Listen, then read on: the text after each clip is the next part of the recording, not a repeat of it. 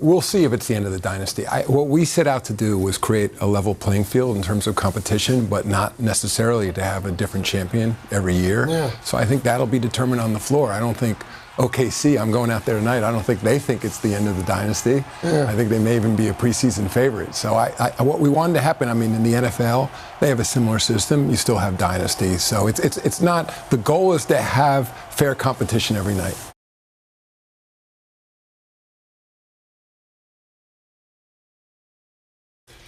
Cooper Flagg, we were just talking about, I'm a Duke guy, so I can't wait to see him as a Dallas Maverick. Victor Wembanyama is healthy again. I mean, the opening segment was talking about you got sort of the old guys. I mean, I don't know if LeBron wants to think of himself as an old guy, but he's got a little small injury at the moment, but he'll be back in a few weeks.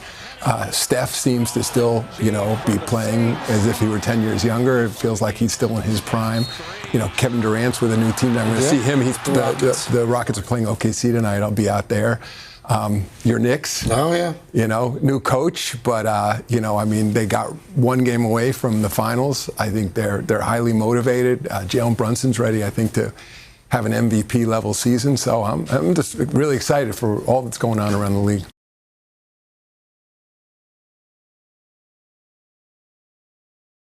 Just think about from the game last time we were on NBC, big men could never shoot the way they can now. Look at a player like Victor Wembanyama. Like any big man in the league has to be able to shoot. So we'll see. Interestingly enough, you mentioned before that the John Tesh music, and we saw John and his wife Connie are here, thrilled to have them back.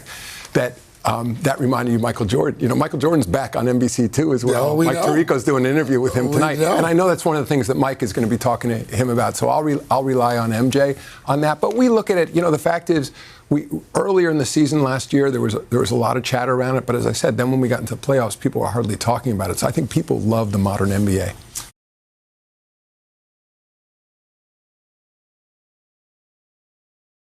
First of all, we're going to see the All-Star game back on NBC, so we're thrilled with that. And I think, yes, we're going to look at a Ryder Cup type format, and we're going to be right in the middle of the Winter Olympics, which of course will also be on NBC. So we thought this was the season it made sense to have U.S. versus international competition. So we're playing around a little bit with the precise format.